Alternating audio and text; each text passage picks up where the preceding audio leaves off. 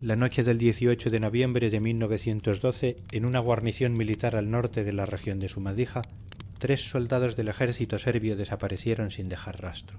Sus camaradas los encontraron al amanecer en el sótano de la armería, amontonados contra la pared de piedra como muñecos rotos. Tenían los ojos abiertos y la piel tan pálida que parecía pergamino. No había sangre en el suelo. No había heridas visibles, pero sus cuerpos estaban completamente vacíos, como si algo les hubiera succionado la vida desde dentro. Lo que sigue es la transcripción de un testimonio militar clasificado, escrito por el soldado Marko Petrović, de 23 años, miembro de la 7ª Compañía de Infantería.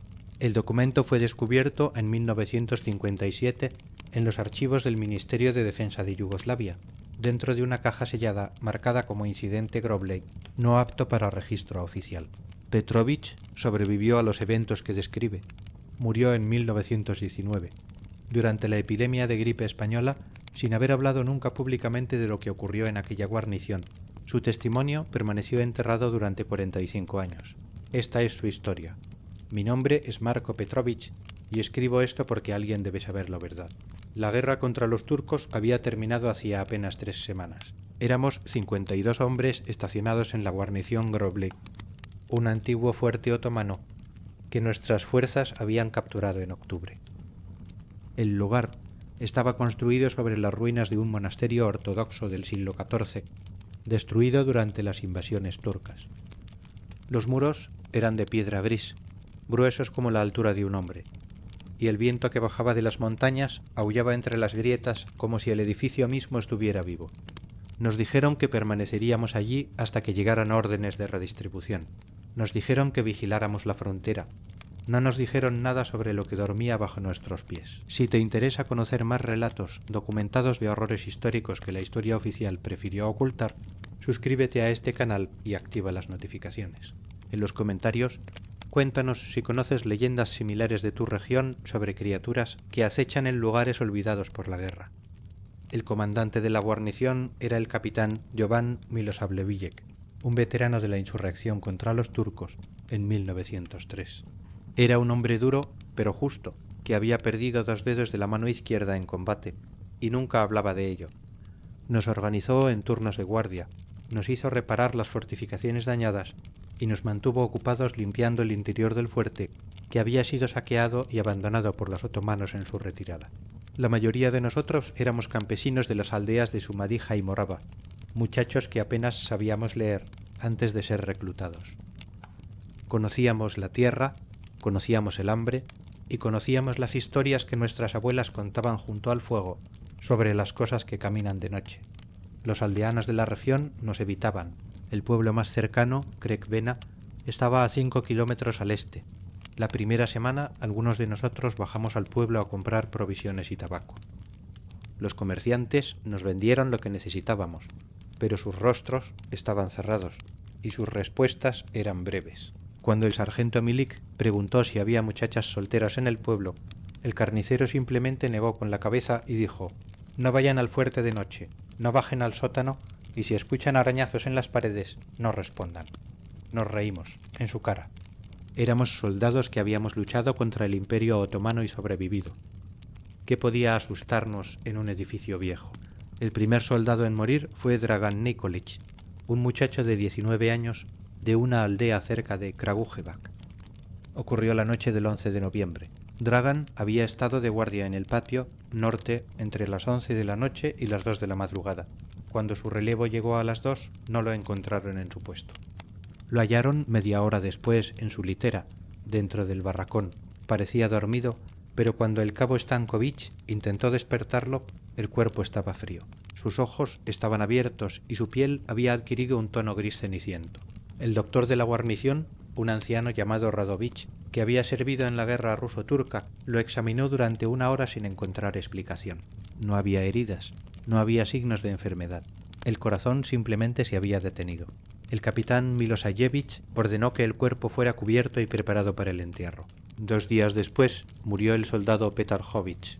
Lo encontramos en el corredor que conducía al sótano de armería, desplomado contra la pared con los dedos aferrados a su garganta como si hubiera intentado arrancarse algo invisible. Su expresión era de terror absoluto. Sus ojos miraban fijamente hacia la oscuridad del sótano, y cuando intentamos cerrarlos, los párpados no obedecieron, como si los músculos se hubieran quedado rígidos en esa posición final. El doctor Radovic examinó el cuerpo y declaró lo mismo. Ninguna causa aparente de muerte, pero esta vez, cuando preparábamos el cadáver para el entierro, uno de los soldados notó algo. En el cuello de Jovic, justo debajo de la mandíbula, había dos pequeñas marcas, rojas circulares, separadas por aproximadamente 3 centímetros, como si algo hubiera presionado allí con fuerza. El pánico comenzó a extenderse entre nosotros como el humo. Los hombres hablaban en voz baja en los rincones. Algunos decían que el fuerte estaba maldito por haber sido construido sobre un monasterio profanado. Otros recordaban las advertencias de los aldeanos. El sargento Milichak, un hombre corpulento de 40 años, que había combatido en 3 guerras, nos reunió una noche y nos dijo con voz firme que no toleraría supersticiones.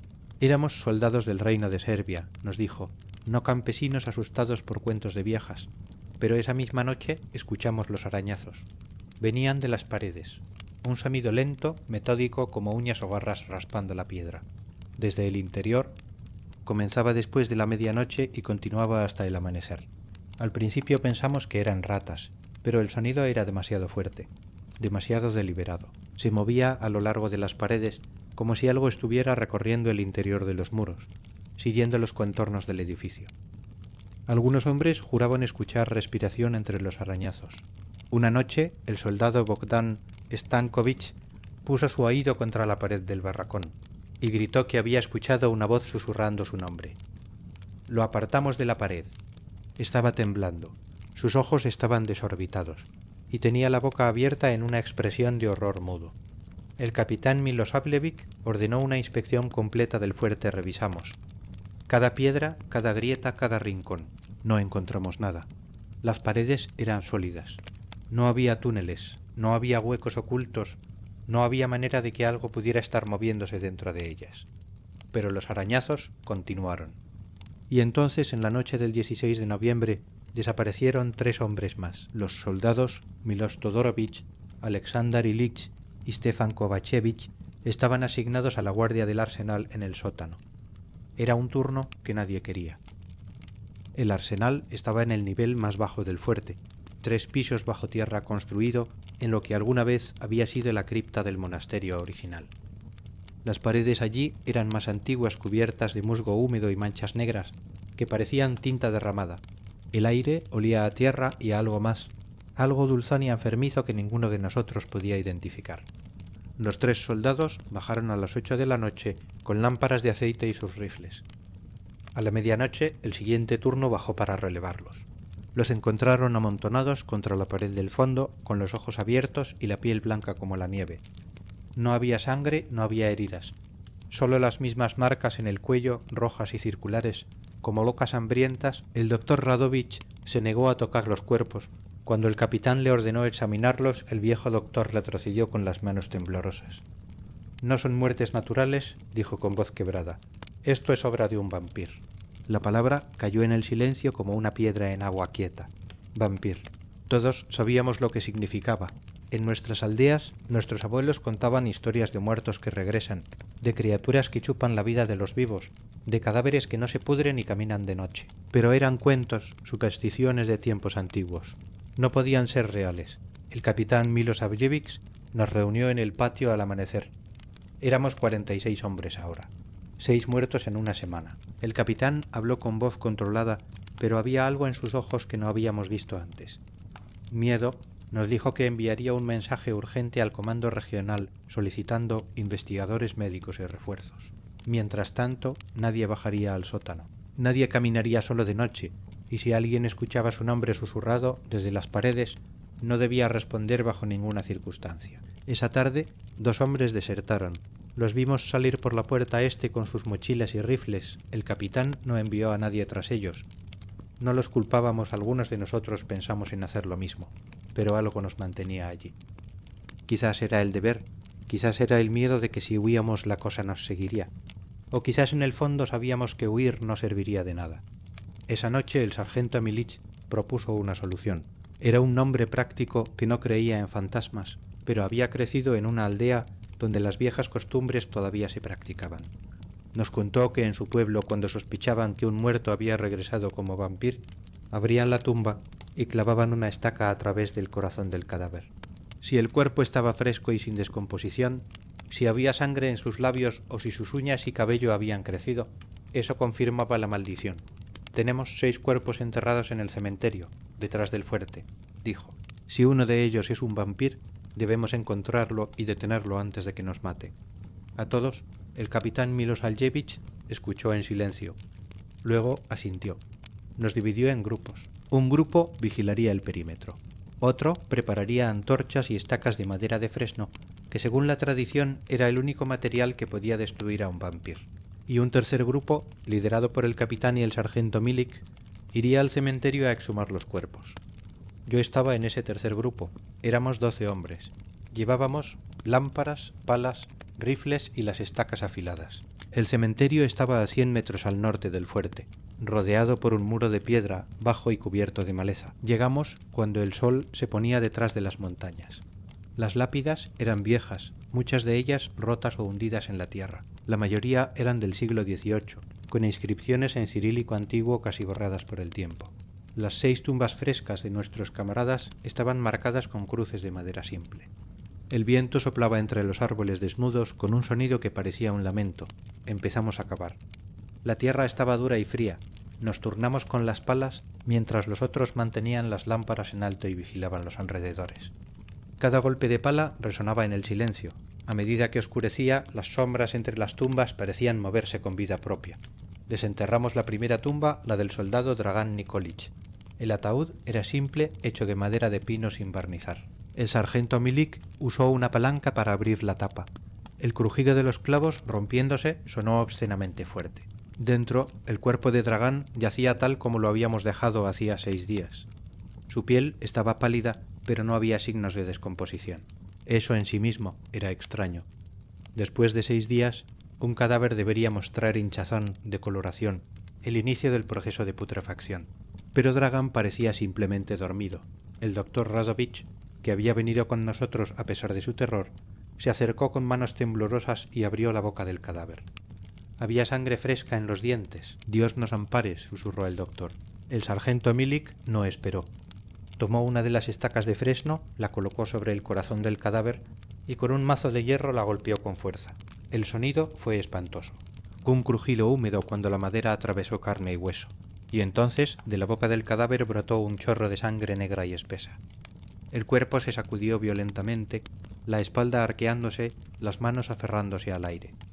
Los ojos se abrieron, blancos y sin vida, y de la garganta salió un sonido que ninguno de nosotros olvidaremos jamás. Un grito agudo, inhumano, que no venía de cuerdas vocales, sino de algo más profundo, más oscuro, como si la muerte misma estuviera aullando. El grito cesó. El cuerpo se derrumbó de nuevo en el ataúd. Inmóvil, la sangre negra se detuvo, y entonces ante nuestros ojos el cadáver comenzó a descomponerse, rápidamente. La piel se arrugó, se volvió gris, luego negra. La carne se hundió contra los huesos. El olor era insoportable, una mezcla de putrefacción y algo químico como azufre quemado. En menos de un minuto, lo que había sido Dragan Nikolic se convirtió en un esqueleto vestido con un uniforme militar podrido. Ninguno de nosotros habló. Estábamos demasiado conmocionados, demasiado aterrorizados para procesar lo que acabábamos de presenciar. El capitán Milosavljevic fue el primero en recuperar la voz.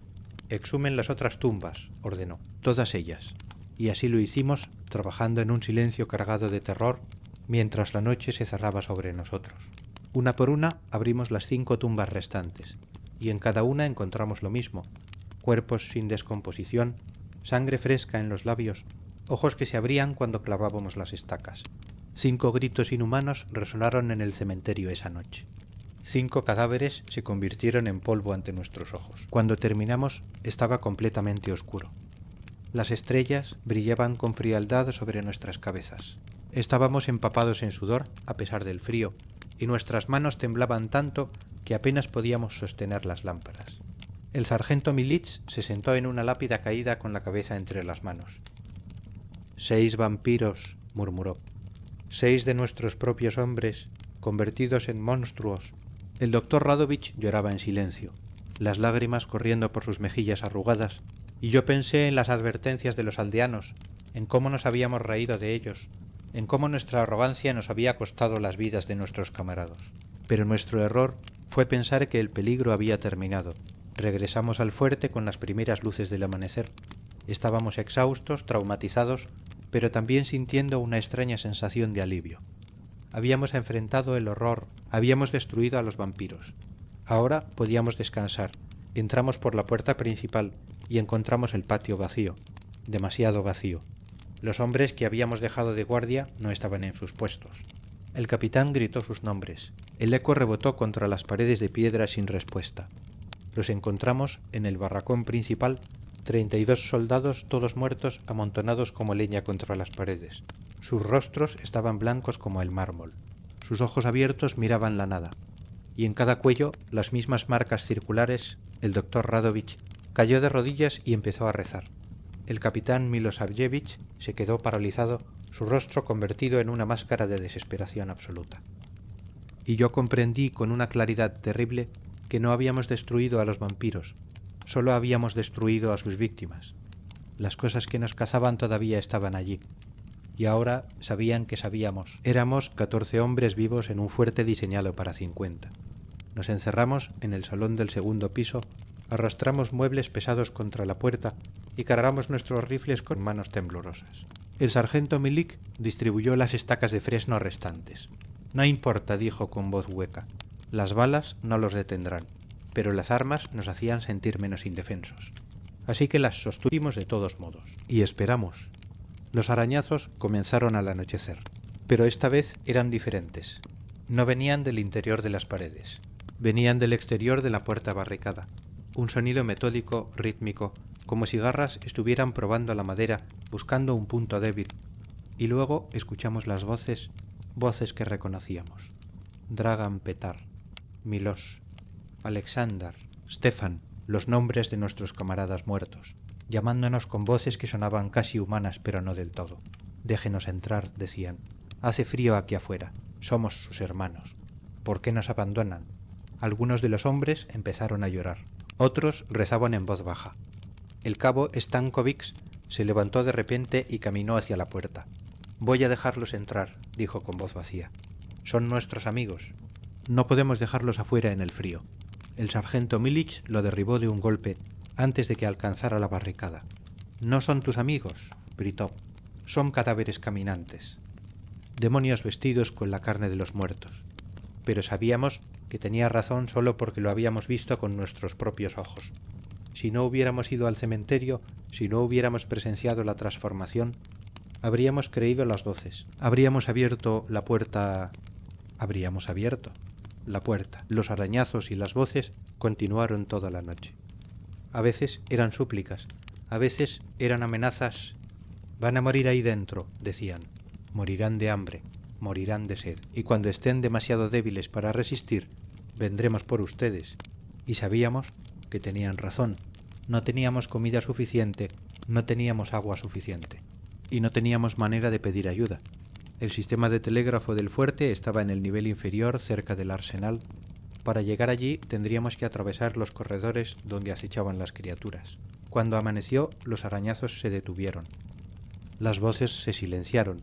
Esperamos una hora más antes de atrevernos a mover la barricada. El capitán envió a 2 hombres a revisar el corredor. Regresaron 5 minutos después, pálidos pero ilesos. El corredor estaba vacío. Bajamos con extrema precaución, rifles apuntando a cada sombra, estacas de fresno en cinturones y manos. El fuerte estaba en silencio, un silencio absoluto, antinatural, como si el edificio mismo estuviera conteniendo la respiración. Llegamos al salón principal del primer piso y nos detuvimos en seco. Todas las paredes estaban cubiertas de arañazos. No eran marcas aleatorias. Formaban palabras, texto en cirílico antiguo grabado profundamente en la piedra, como si las garras que lo escribieron fueran de metal. El doctor Radovic se acercó temblando y leyó en voz alta. Aquí yacen los servidores de la oscuridad, alimentados por siglos de sangre derramada en tierra profanada, despertados por la guerra que volvió a empapar este suelo de muerte.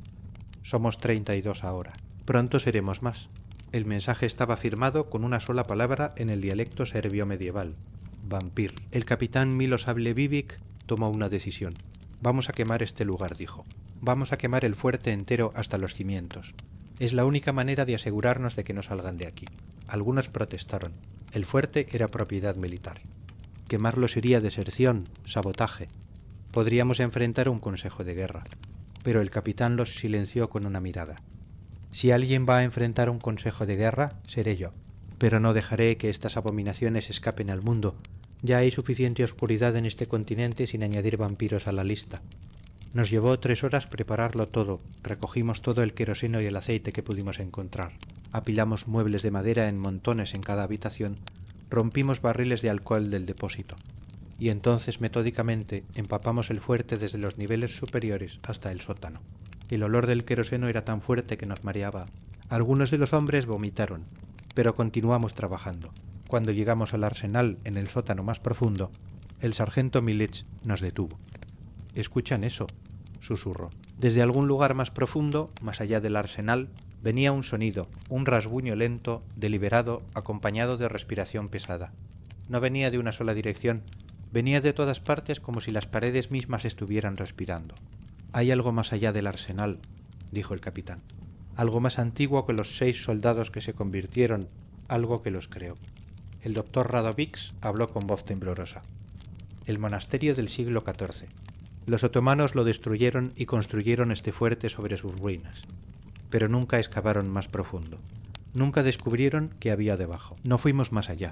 No teníamos el coraje. Vaciamos los últimos recipientes de queroseno en el arsenal y retrocedimos rápidamente hacia la escalera. El respirar se hacía más fuerte, más cercano. Las sombras al final del corredor parecían moverse, condensarse, tomar forma. Vimos figuras pálidas emergiendo de la oscuridad, rostros que habían sido humanos pero ya no lo eran, ojos que brillaban con un hambre antinatural. Eran nuestros camaradas muertos, 32 soldados transformados en monstruos, y detrás de ellos algo más grande, algo que no quise mirar directamente porque sabía que si lo hacía mi mente se rompería. Corrimos. Subimos las escaleras de piedra con los monstruos pisándonos los talones. El capitán fue el último en subir y cuando alcanzó el nivel del arsenal arrojó su antorcha hacia abajo. Las llamas se extendieron instantáneamente. El queroseno prendió con un rugido que sonó como un animal furioso despertando. El fuego subió las escaleras tras nosotros, convirtiendo el sótano en un infierno. Los gritos que venían de abajo no eran humanos. Eran aullidos de algo demasiado antiguo para tener nombre, algo que había dormido bajo la tierra durante siglos, y ahora ardía en llamas sagradas. Corrimos de habitación en habitación, prendiendo fuego mientras avanzábamos. Las vigas del techo empezaron a colapsar, el humo llenó nuestros pulmones. El calor era insoportable. Algunos de los hombres cayeron ahogados por el humo y no tuvimos tiempo de llevarlos. El cabo Stankovic tropezó en las escaleras y antes de que pudiéramos alcanzarlo, una viga ardiendo cayó sobre él. Sus gritos duraron solo segundos. Éramos 11 cuando llegamos al patio principal. 11 supervivientes de 52. El fuego había alcanzado los depósitos de municiones. Las explosiones sacudían el suelo bajo nuestros pies. El cielo nocturno se iluminó con un resplandor naranja enfermizo. Corrimos sin mirar atrás, atravesamos la puerta principal y no nos detuvimos hasta estar a medio kilómetro de distancia. Nos desplomamos en el suelo helado, tosiendo humo negro con la ropa chamuscada y las caras cubiertas de hollín. Y observamos mientras la guarnición Groval ya ardía. Las llamas se elevaban a 30 metros de altura. El rugido del fuego era como un tren de carga. Y en medio del rugido todavía podíamos escuchar los gritos. No gritos de dolor, sino de rabia. Una rabia tan antigua y profunda que parecía hacer temblar la tierra misma. El fuego ardió durante 3 días. Cuando finalmente se apagó, no quedaba nada excepto muros de piedra ennegrecida y escombros humeantes. Lo que sea que había vivido bajo ese lugar, lo que había convertido a nuestros camaradas en monstruos, estaba destruido. O eso nos dijimos a nosotros mismos. Los 11 supervivientes llegamos a la ciudad de Kragujevac 5 días después. Estábamos denacrados, enloquecidos por el hambre y el trauma. Cuando contamos nuestra historia al comando militar, nos miraron como si estuviéramos locos. Vampiros, criaturas de la noche. Un fuerte quemado hasta los cimientos era imposible. Era delirio de guerra. El capitán Milosavljević fue sometido a un consejo de guerra por destrucción de propiedad militar. pero antes de que el juicio pudiera comenzar, se suicidó con su arma de servicio. Dejó una nota de 2 palabras. No dormía. El resto de nosotros fuimos dispersados a diferentes unidades. Nos prohibieron hablar del incidente bajo amenaza de prisión militar. El informe oficial declaró que la guarnición Groble había sido destruida accidentalmente por un incendio causado por lámparas de aceite defectuosas. Los 41 soldados muertos fueron registrados como bajas de guerra. Sus familias nunca conocieron la verdad, y el fuerte fue declarado zona prohibida. El ejército construyó una valla alrededor de las ruinas y colocó señales advirtiendo sobre peligro estructural. Pero los aldeanos de Corcvena saben la verdad. Todavía no se acercan a ese lugar. Todavía cuentan historias sobre las noches en que el viento sopla desde las ruinas y se pueden escuchar arañazos bajo tierra. He vivido con esto durante 7 años. 7 años de noches sin dormir, de pesadillas donde veo los rostros de mis camaradas convertidos en monstruos. El sargento Milik murió en 1914, en la Primera Guerra Mundial. El doctor Radovich duró solo 1 año después del incidente. Su corazón falló una noche mientras dormía. De los 11 supervivientes, solo quedamos 4, y todos llevamos las mismas marcas. No marcas físicas, sino algo más profundo. Una oscuridad en el alma que nunca se va. Sabemos que hay cosas en este mundo que no deberían existir, cosas que la guerra y la muerte despiertan, cosas que duermen bajo tierra profanada esperando su momento. Escribo esto porque pronto moriré. La gripe española me está matando lentamente. Los médicos dicen que no pasaré de esta semana. Y antes de morir, alguien debe saber qué ocurrió realmente en la guarnición Groble. No para que sea creído. Ya sé que nadie me creerá, sino porque la verdad merece ser contada incluso si permanece enterrada en archivos militares durante décadas. Incluso si nunca ve la luz. Si alguna vez van a los Balcanes, si alguna vez pasan por la región de Sumadija, verán las ruinas de un viejo fuerte otomano rodeado por una valla oxidada. Los locales lo llaman el lugar de los huesos. No se acerquen. No importa cuánta curiosidad sientan. No importa si el día es brillante y soleado, porque hay cosas que el fuego no puede destruir completamente.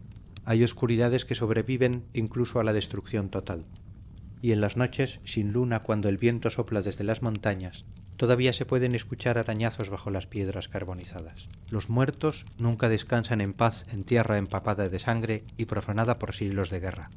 Y lo que despertamos en 1912 todavía espera allí, bajo las ruinas, hambriento y paciente. Esperando la próxima guerra, el próximo derramamiento de sangre, la próxima oportunidad de alimentarse.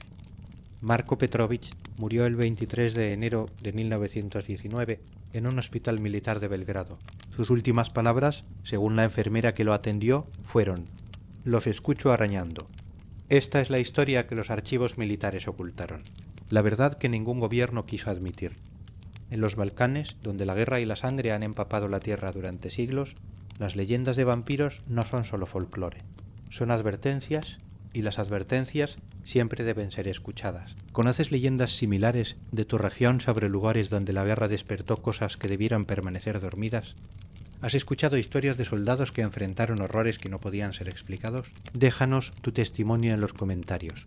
Y si quieres conocer más relatos documentados que la historia oficial prefirió olvidar, suscríbete a este canal y activa la campanita de notificaciones. La verdad siempre encuentra su camino hacia la luz sin importar cuánto tiempo permanezca enterrada en la oscuridad.